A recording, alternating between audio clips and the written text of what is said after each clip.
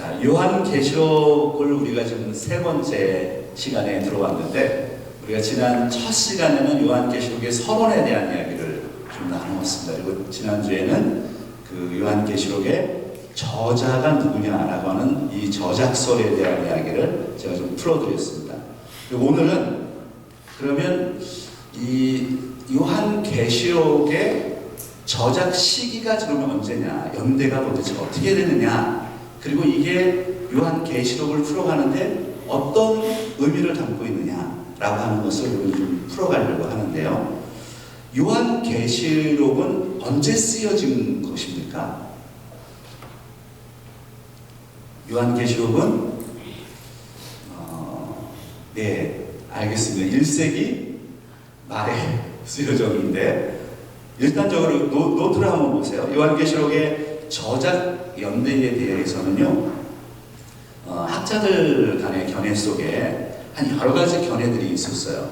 근데 이것은 이 저작 연대를 이해를 할 때는 요한계시록에는 이제 그 박해와 함께 시작이 되기 때문에 이 박해의 중심 속에 그러면 로마 황제가 누구냐를 이제 접목시키는 것이 상당히 중요합니다. 그래서 로마 황제, 이때 아마 로마 황제 요때에 요한계시록이 기록됐을 것이다. 여러 견해들 가운데 이 클라우디오 황제 때냐, 그 연대가 나오죠. AD 그러면 41년부터 54년에 이 클라우디오 황제 때냐, 아니면 네로 황제 때냐.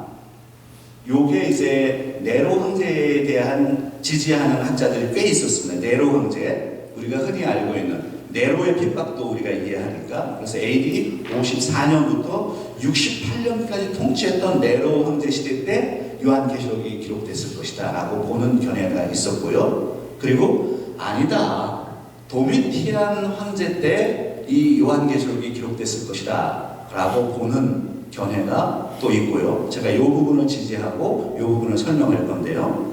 그리고 트라잔 황제 때 아마 이것이 쓰여졌을 것이다 이렇게 보는 학자들도 있었습니다. 그러면 트라잔 황제라고 한다면 2세기가 돼버려요.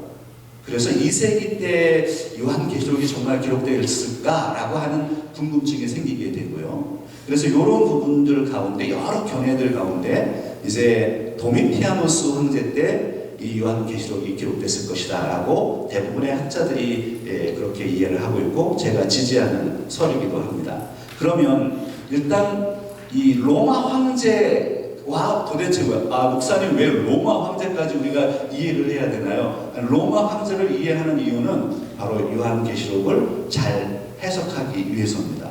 그럼 로마 황제가 성경에 그렇게 중요한 요한계시록에서는 상당히 중요합니다.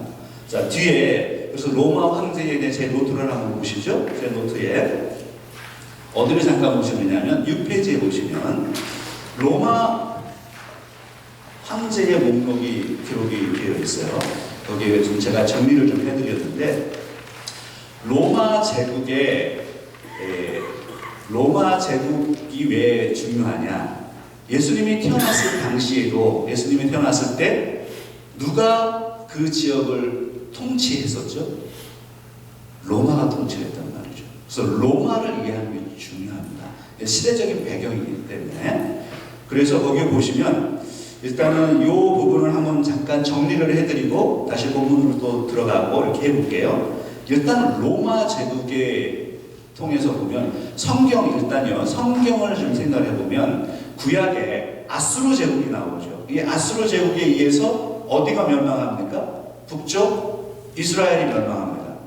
그렇죠? BC 722년. 그리고 아수르 제국을 또 통치했던 제국이 어디죠?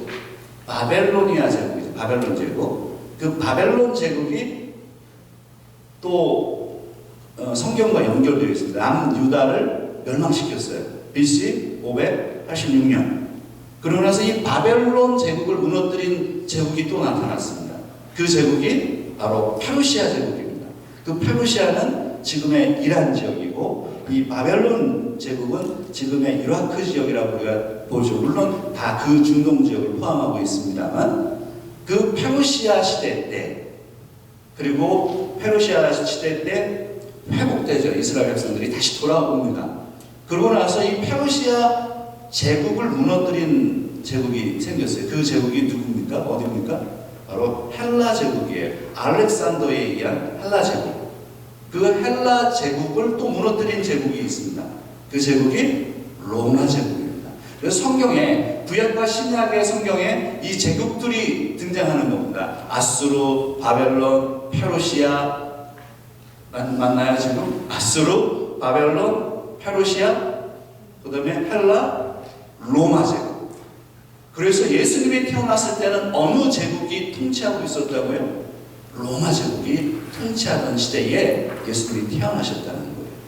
그리고 나서 이 로마가 무너질 때까지 457년, 475년까지 로마가 무너질 때까지 그 로마는 500년의 기간이 있었습니다. 500년 동안 통치했었죠.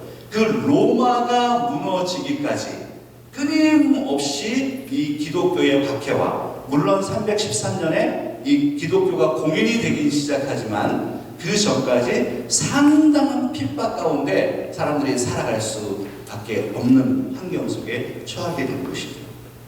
그 초창기에 바로 사도 요한이 요한계시록을 기록하게 된다. 자, 그래서 그 로마 제국에 대해서 이해하는 게 필요하다라는 것을 제가 지금 조금 더 설명을 드릴게요. 지금 노트 6페이지에 보시면 로마 제국을 이제 공화정이었다가 나중에 이제 제국으로 만듭니다. 이 제국이라고 하는 것은 무엇이냐면 황제, 한 명의 황제가 통치하는 거예요. 이게 제국입니다. 그래서 황제, 우리 한국 사람들은 이 왕들이 통치했으니까 이씨 조선 왕들이 있었고 이런 거 이해하시죠? 자, 그런데 이 가이우스 율리우스 카이사르, 줄리우스 시저라고 하는 사람을 이해하실 거예요. 이 줄리우스 시저가 누구냐? 이 줄리우스 시저가 로마 제국, 공화정을 가지고 있는, 그러니까 의회에 의해서 통치되고 있었던 로마의 공화정을 제국으로 변화시킨 그런 전조를 일으켰던 인물이 이 이 줄리어스 시저라고 하는 인물입니다. 시대를 한번 보세요. 그 시대가 언제 통치를 했습니까? BC 49년부터 44년까지 통치를 하게 됩니다. 그리고 나서 이 줄리어스 시저가 누구에게 죽죠? 누구에게 죽어요? 자기의 신복들이. 그래서 이 셰익스피어의 그 줄리어스 시저라고 하는 작품에 그러잖아요. 너가 나를 누가 죽였어요? 브루투스라고 하는 브루투스 너마저 나를 죽였다. 브루투스가 죽이게 되죠. 그리고 나서 이 아우구스투스, 이 옥타비아누스라고 하는 이 옥타비아누스가 첫 번째 황제가 됩니다.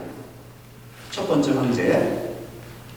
여러분 잘 따라오고 계신가요? 야, 목사님 오늘 이 아침에 잠도 안 깼는데 이게 도대체 이 로마 황제 이야기를 이렇게 얘기하니 저도 쉽지는 않은 것 같으네요.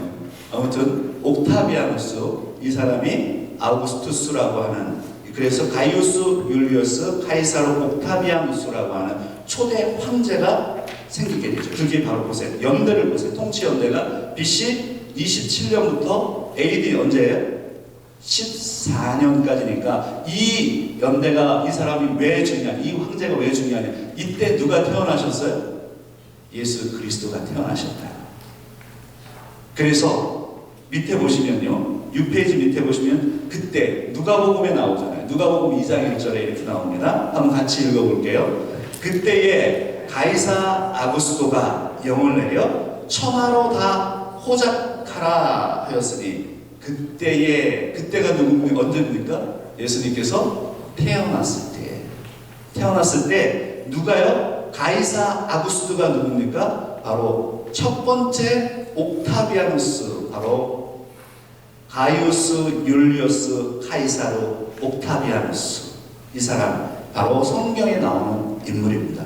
이때 이 옥타비아누스가 첫 번째 로마 황제로 등극한 그때에 예수님이 이 땅에 태어나셨다고 누가복음에 누가는 기록하고 있는 것이죠. 자, 그러면 좀 더 살펴볼게요. 그 다음에 제가 13명의 왕들, 황제를 설명을 해놨는데요. 성경과 좀 관련이 있는 사람들이 있는 거예요. 성경과 7페이지로 넘겨보세요. 여러분 노트 7페이지에 보시면 이 디베리오 황제, 두 번째 황제가 티베리우스라고 하는 황제입니다. AD 14년부터 37년까지 재위를 했어요.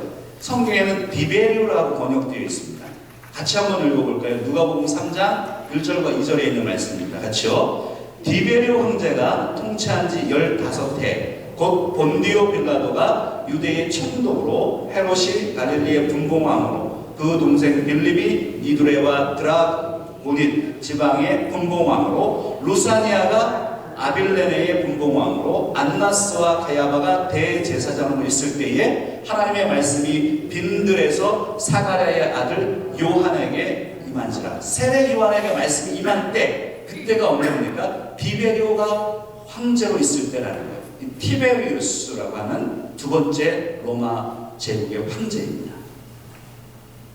성경의 그 역사를 한번 보세요. 그 다음에 또 중요한 인물은 어디냐면 이 네 번째 클라우디우스라고 하는 황제입니다. 네 번째 황제는 AD 41년부터 54년까지 통치를 했는데, 이때의 연대가 뭐냐면 사도 바울이 1차, 2차 선교 여행을 했을 때의 황제가 바로 이 클라우디우스라고 하는, 이런 클라우디우스라고 하는 건 라틴 발음이고요. 1페이지 한번 보세요. 1페이지에 보면 제가 글라우디오라고 하는 이렇게 표현을 해야죠. 이거 한국 번역인데요. 글라우디오 이거는 영어의 번역이고 한글 번역입니다. 그래서 뭐 이렇게 옥타비안 누스 뭐 이렇게 누스라고 하는 개념으로 번역된 건 라틴어의 번역들입니다. 그 다음에 다시 7페이지로 넘어가시면 네로 황제가 중요해요. 네로 황제가 AD 54년부터 68년까지 통치를 했는데, 그러면 이 네로 황제가 왜 중요하냐? 사도 바울과 연관이 되어 있습니다. 사도 바울이 나중에 사도행전에 보면 로마로 가게 되죠. 근데 왜 로마로 갔을까요? 자기가 로마 시민권을 가지고 있는 로마 시민이었고, 나는 로마에 가서 가이사에게 내가 심판을 받겠다, 재판을 받겠다 이렇게 얘기했기 때문에 로마로 가게 된 겁니다. 그러면 나중에 AD 60년경에 로마에 가서 로마에서 순교하잖아요. 그러면 이 사도 바울은 누구를 봤을까요? 생각해 보세요. 가이사를 만났을 거 아니에요. 가이사에게 심판을 받아서 감옥에 갇혔잖아요. 그럼 이 가이사가 도대체 누구냐? 연대를 한번 보세요. 그 연대가 바로 AD 68년까지 통치했던 로마 황제가 누굽니까? 바로 네로였습니다. 성경에 네로라고 나와 있지는 않지만 네로 황제 치세 때 박해가 이제 시작이 되는 거예요. 그리스도인들에게. 그 박해가 왜 시작이 됐느냐? 우리가 전통적으로 로마 역사를 이해를 할 때 로마의 황제들이 기독교를 핍박하기 시작합니다. 그 문제가 오늘 요한계시록에 담겨져 있고요. 그래서 이 박해의 원인들, 누가 박해했느냐, 누구로부터 이 박해가 시작이 된 것이고 요한계시록 어떤 연관이 되어 있느냐를 알게 되는 거죠. 그래서 이 네로 황제가 왜 그러면 그 기독교인을 박해했느냐? 로마 역사 속에서 AD 68년까지 네로 황제가 통치를 했는데요. 맞죠? 68년. 거기에 보면 65년에 로마의 대화재가 일어났습니다. 근데 그 대화재가 일어나서 지금 네로가 곤란한 상황에 처한 거예요. 이것을 모면하기 위해서 네로가 누구에게 이것을 뒤집어 씌우느냐 하면 크리스찬들에게 뒤집어 씌웁니다. 기독교인이라고 하는 이 사람들이 이 로마에서 불을 질렀다라고 해서 로마 사람들 속에서 기독교인을 그때 어마어마하게 핍박하기 시작합니다. 네로의 아주 그 사이코 기술 때문에 기독교가 박해를 받기 시작해요. 그 기독교의 박해가 이제 그렇게 강하게 시작이 되는 겁니다. 자, 그 다음에 그때 아무튼 네로 황제가 통치할 때 사도 바울이 순교하게 됐다라는 것을 기억하시고요. 그 다음에 한 사람을 더 알아봐야 되는데 그 사람이 누구냐면 도미티아누스라고 하는 황제입니다. 따라 한번 해보시죠. 도미티아누스. 이 도미티아누스가 누구냐 그러면 몇 번째 황제예요? 11번째 황제입니다. 로마 제국이 된 다음에 로마 제국의 11번째 황제가 도미티아누스인데 연대를 보세요. AD 81년부터 몇 년까지요? 96년까지 1세기 끝에 통치했던 황제가 누구냐? 도미티아누스예요. 이 도미티아누스 때 기독교의 박해가 가장 강력하게 되기 시작해 1세기에. 그러면서 2세기에 넘어가면서 끊임없이 박해가 지속이 되고, 그래서 사람들이 우리가 아는 것처럼 카타콤에 들어가서 지하 동굴에 들어가서 살고, 그래서 터키에 가보면 거기에 땅굴을 파고 들어가서 사람들이 거기서 살고, 그래서 한 번도 세상에 빛을 보지 못하고 죽어간 사람들이 2세기, 3세기 때 그렇게 많았다는 거예요. 그 박해를 가속화시켰던 황제가 누구냐 하면 바로 도미티아누스라고 하는 황제입니다. 11번째 황제.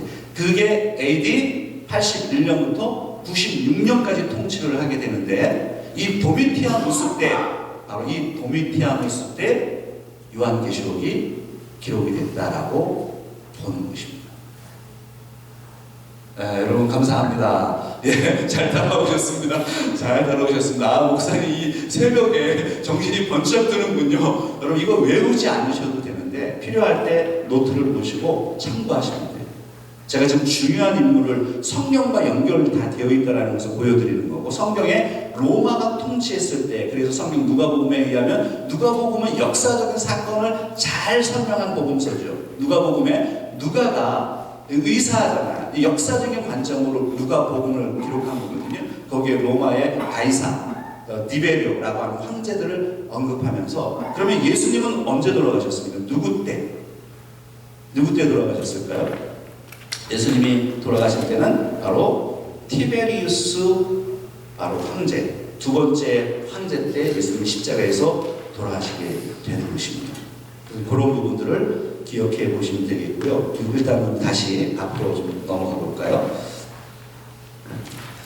로마 황제에 대해서 짧게 설명을 드렸는데, 여러분 잘 따라오셨습니다.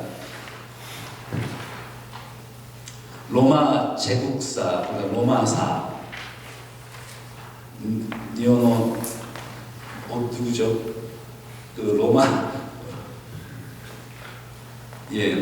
로마사를 아무튼 우리가 사람들이 굉장히 관심이 있어 하는데, 성경의 로마의 역사는 정말 깊이 연관되어 있어요. 특별히 요한계시록에 있는 이 말씀 속에 박해의 현장을 보게 된다.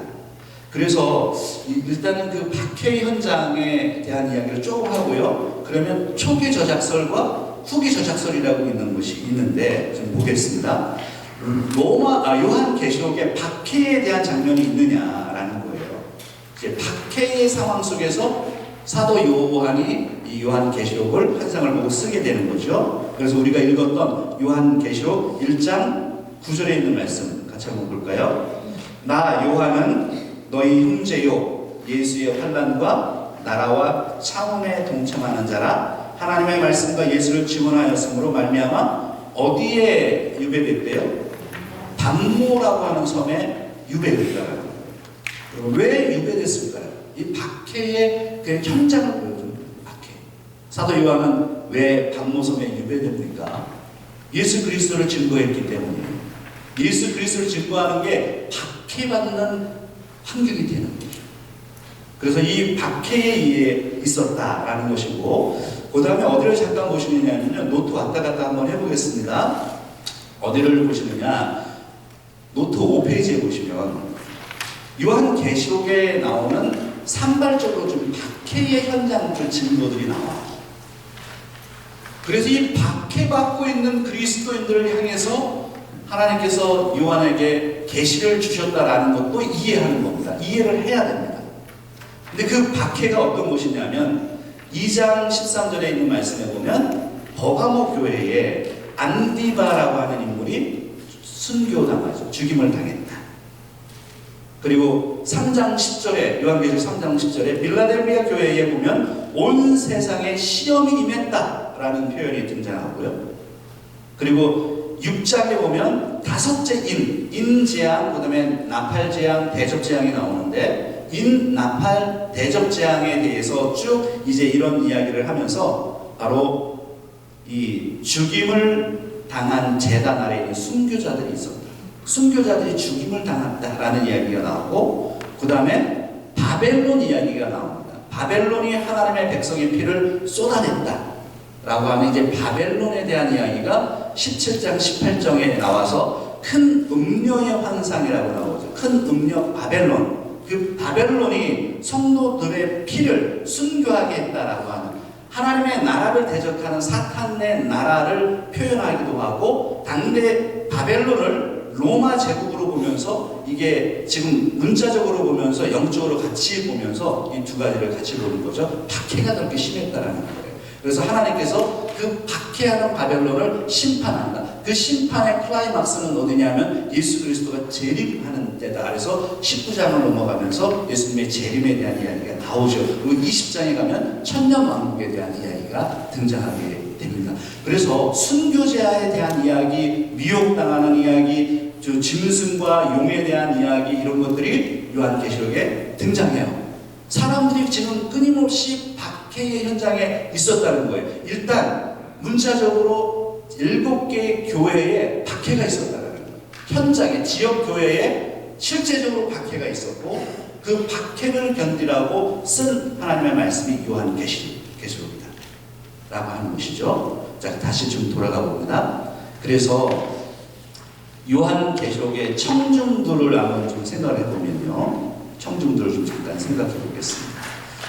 여러분 노트 4페이지에 보면 요한계시록은 누구에게 쓴 서신이냐, 이게 도대체 요한계시록. 이 예언서는 누구를 향한 하나님의 메시지냐 하는 거예요. 그래서 이 세 가지를 제가 정리를 해드렸는데, 첫 번째는 아시아에 있는 7교회에 보내는 편지입니다. 아시아에 있는 7교회. 몇 교회예요? 7교회. 그래서 이제 요거는 이제 나중에 제가 서론적인 이야기 끝나면 또 하나씩 강의를 해 가겠습니다만, 아시아에 있는 7교회. 그래서 여기를 보세요. 여기 그 노트에도 나오고요. 성경의 1장 11절에 있는 말씀에 보면 그 7교회가 도대체 뭐냐?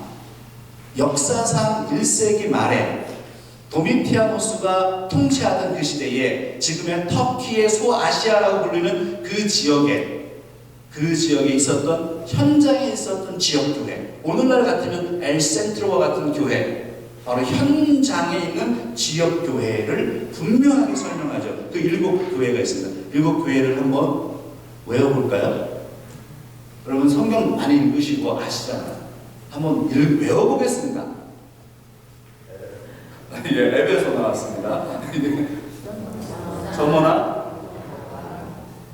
순서대로 한번 외워보세요. 예, 이렇게 하면 다 헷갈리잖아요. 그래서 제가 방법을 좀 가르쳐드리고, 일단 보시고 7개 교회를 한번 읽어보겠습니다. 에베소 교회, 서머나 교회, 버가모 교회, 두아드라 교회, 사대 교회, 빌라델비아 교회, 라오디게아 교회. 그래서 우리가 주일학교 때 맨날 이거 시험 보면 7가지 교회 막 쓰고, 이 이야기가 어디 교회 거냐 이런 거 나오고, 항상 시험에 단골로 나오는 거예요. 근데 오늘 여러분 참 진짜 기가 막히게 잘 오셨어요. 제가 이거 외우는 방법을 가르쳐 드리려고요. 영업 비밀인데 가르쳐 드릴까 말까요? 영업 비밀인데 한번 가르쳐 드려 보겠습니다. 이 7개 교회를 이게 외워도 천국하고 하는 거는 상관없는 문제입니다. 그러나 우리가 외워두면 얼마나 좋아요. 7교회 어떻게 외우느냐, 이렇게 한번 외워볼까요? 임산부가 있어요. 임산부가 있는데, 이 임산부가 너무나도 딱 가서 아기용품점에 갔는데 너무 마음에 드는 거예요. 아기용품 파는 데 여러분 가보신 적 있나요? 야, 이쁩니다, 물건들. 그래서 이런 마음이 생기는 거야. 모두 이걸 다 사버리고 싶다, 이런 거.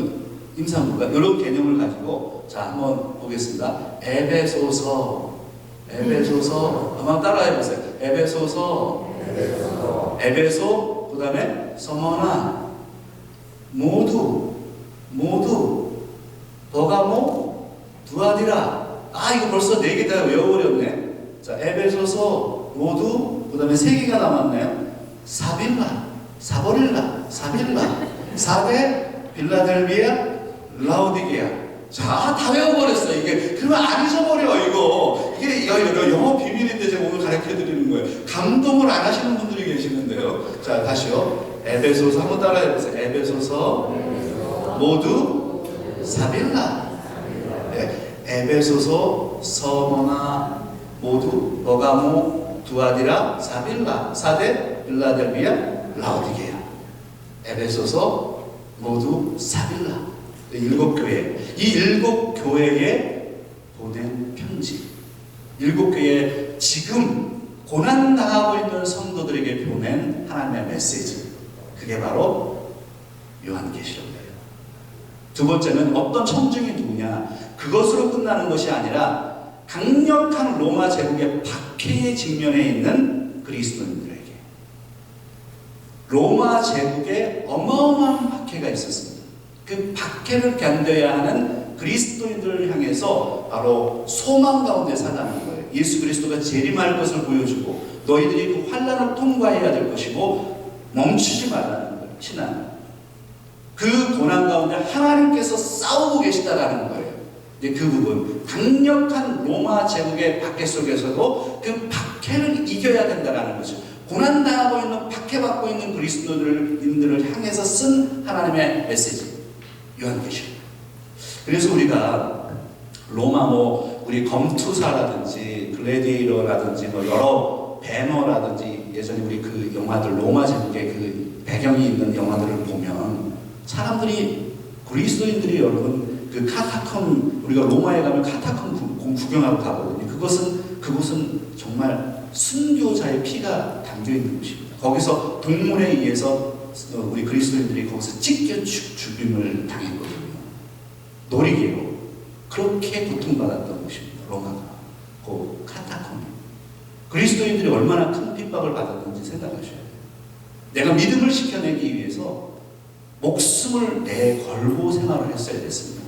그리고 2세기 때, 3세기 때 지금의 터키에 가면 그 동굴 속으로 들어가서 수백 미터까지 내려가서 20층까지 막 내려가서 파고 들어가서 아무도 찾아올 수 없을 정도까지 땅굴을 파고 들어가서 거기서 아이들을 낳고 아이들이 태어나면 이 아이들이 평생 죽을 때까지 한 번도 빛을 보지 못하고 죽은 사람들이 그렇게 믿음을 지킵니다. 그 박해받는 현장, 그 박해 가운데 있는 그리스도인들을 위로하기 위해서 쓰여진 하나님의 메시지 요한계시록. 우리는 자꾸 요한계시록을 재림에만 포커스를 둔단 말이에요. 물론 클라이막스는 재림에 있기는 있습니다. 그러나 그 재림만을 생각하면 안 돼. 이 지금 요한계시록이 왜 쓰여졌는지를 생각을 해야 돼. 7교회가 왜 시작이 됐는지를 생각해. 7교회 지금 바로 엘센트로와 같은 이 지역 교회들이 얼마나 고통당하고 있는지 그 안에서 믿음을 지키기 위해서 싸우고 있는 그 영혼들을 향해서 하나님께서 뜨거운 마음을 가지고 사도 요한에게 예언을 주시고 계시를 주시고 그 계시를 통해서 믿음 가운데 살라고 담대함으로 살라고 말씀하시는 너희들은 그 고난이 오지만 하나님께서 함께 싸워주시고 나중에 예수 그리스도가 이 땅에 오심으로 인해서 완전하게 너희들이 구원받을 것이라고 하는 미래적인 바로 구원의 메시지를 선포하고 있는 이 말씀이 요한계시록이에요. 얼마나 위로가 됩니까? 자, 그 다음에 세 번째 청중에 대한 이야기 보시면 5페이지에 보시면 되겠죠? 5페이지에 보시면 오늘날 살고 있는 자기만족적이며 영적으로 무기력한 그리스도인들. 그러나 오늘날 벌써 요한계시록이 쓰여진 다음에 2000년이 지난 지금에 우리는 요한복음을 어떻게 대하고 있습니까? 우리는 요한복음을 그냥 신비적인 책이라고 생각하고 신비스러워야 된다고 생각하고 이 예언을 풀어가는 사람들을 이상하게 보고 이 요한계시록을 그냥 터부시하면서 우리는 신앙생활을 하고 있는 거예요. 그러면 나는 잘 살고 있다고 내가 내 믿음이 대단하다고 착각하고 있는 거죠. 이런 시대에 하나님께서 요한계시록은 경고의 메시지. 너희들이 정말 그렇게 살 때 심판이 임할 거라고 말씀하세요. 그러니까 이 요한계시록은 다양한 청중을 생각하면서 하나님께서 사도 요한을 통해서 메시지를 주고 계신 것이죠. 그래서 오늘 이 부분들 청중에 대한 얘기를 좀 해드렸고, 이제 저작설에 대한 얘기를 하고 제가 마지막 좀 정리를 해가겠습니다. 그러면 초기 1페이지로 좀 다시 넘어가서요. 초기 저작설과 후기 저작설로 나눠집니다. 요한계시록이 언제 쓰였냐라고 하는 저작 연대에 대한 얘기인데, 이 두 크게 여러 가지 견해가 있는데 4가지 정도로 정리된다고 했잖아요. 그 가운데 또 2가지 정도로 정리가 되는데, 초기 저작설과 후기 저작설로 나누어집니다. 초기 저작설은 AD 70년 전에 쓰여진 거라고 생각하는 거예요. 이게 바로 네로 황제 때 쓰여졌을 거라고 보는 거예요.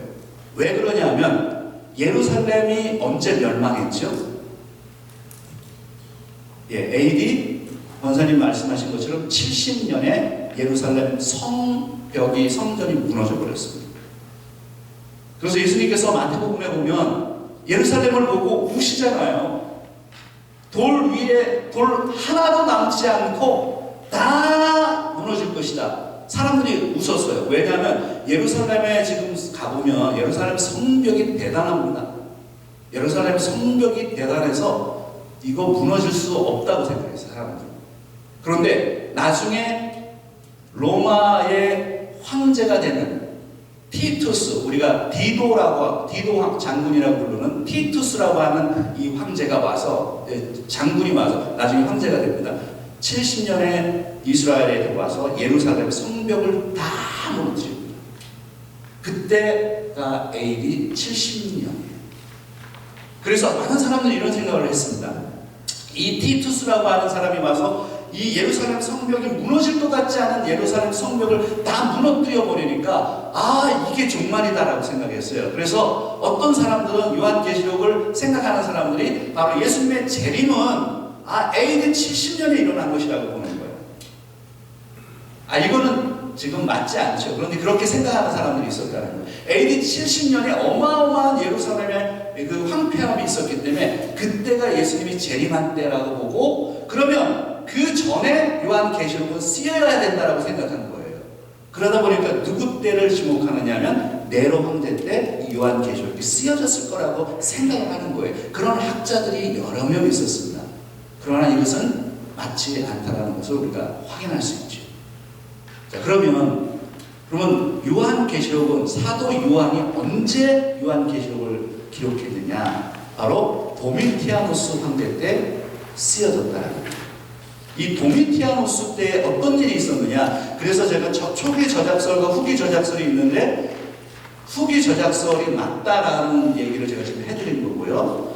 그러면 이 후기 저작설이 맞다라는 걸 그럼 도대체 어떻게 할 수 있느냐라는 거예요. 황제 숭배가 그때 가장 활발하게 일어난 때였고 자료가 남아있기 때문에 그렇습니다.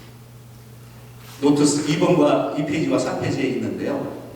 거기 보면 도미티아누스 때 로마의 황제들이 신으로 추앙받기를 원했습니다. 신으로. 그래서 로마의 황제들은 주로 자신을 어떻게 부르라고 얘기했느냐면, 거기에 나오죠. 2페이지 밑에 보면 바로 도미누스 데우스라고 부르라 그랬어요. 도미누스 et 데우스. 이게 뭐냐면 도미누스는 주라는 거, 주. 이거는 신에게 붙이는 거잖아요. 데우스, 이것도 신이잖아요. 나를 신이라고 불러라. 이게 로마 황제들의 생각이었어요. 그래서 네로도 그렇고 다른 황제들도 마찬가지인데, 누가 특히 이렇게 나를 황제라고 부르지 말고 나를 신이라 불러라. 그래서 신전을 짓고 막 그런 일들이 일어나기 시작했잖아요. 그게 누구 때 활발하게 일어났느냐면 도미티아누스 때 활발하게 일어나서 황제 숭배를 하게 만들었습니다. 그러니까 많은 사람들이 황제 숭배를 해야겠고 신처럼 섬겨야 했어요. 그러나 그리스도인들은 누가 주님이에요? 그리스도인들은 누가 주님이죠? 우리는 예수 그리스도가 주님이고 하나님이 주님입니다. 우리는 오직 하나님에게만 주님이라고 하는 호칭을 써요. 로마 황제들에게 주라는 단어 쓰지 않습니다. 그 신앙을 지켰던 거죠, 초대교인들이. 그러니까 로마 황제들이 봤을 때 저 기독교인들은 도대체 뭐냐? 저 기독교인들을 잡아서 죽이라는 거죠. 그 도미티아누스 때의 그 어마어마한 이러한 두려움들이 교회를 파고들기 시작했고, 그 도미티아누스 때 그런 일이 있었다라는 걸 어떻게 알 수 있느냐면 3페이지에 제가 역사적인 거 잠깐 문서로 좀 보여드릴게요. 가이우스 플리니우스라고 하는 인물이 누구냐? 이 가이우스 플리니우스는 기독교인들에 대한 보고서를 작성한 사람입니다. 도미티아누스 때 황제에게 보고서를 작성했어요. 도대체 기독교인들이 누구길래 나에게 신이라고 부르지 않느냐? 도메누스 네오스라고 부르지 않는 저 인간들은 도대체 누구냐? 기독교인들에 대해서 조사를 해서 나한테 보고서를 올려라. 그 보고서가 남아있는 거예요. 그 플리니우스는 행정관이었는데 법무관이었고, 이 사람이 그 기독교인들을 다 조사를 했어요.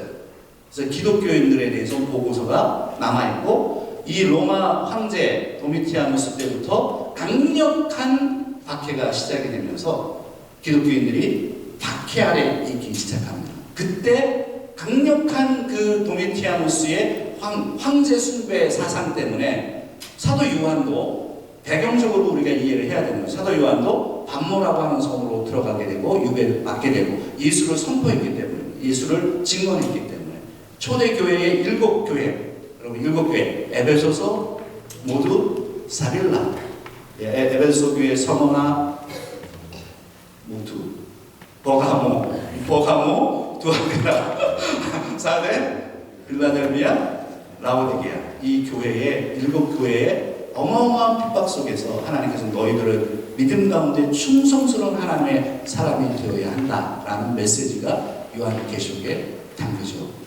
있는 것입니다. 제가 오늘 지금 오늘 저작 연대와 청중들, 그리고 로마 황제, 그리고 그 배경 속에서 요한계시록이 어떻게 쓰여졌는지 이런 부분들을 오늘 좀 설명을 좀 드렸습니다. 오늘 이 아침에 저는 생각해요. 오늘 우리도 박해가 있습니다. 개인의 박해가 있어요.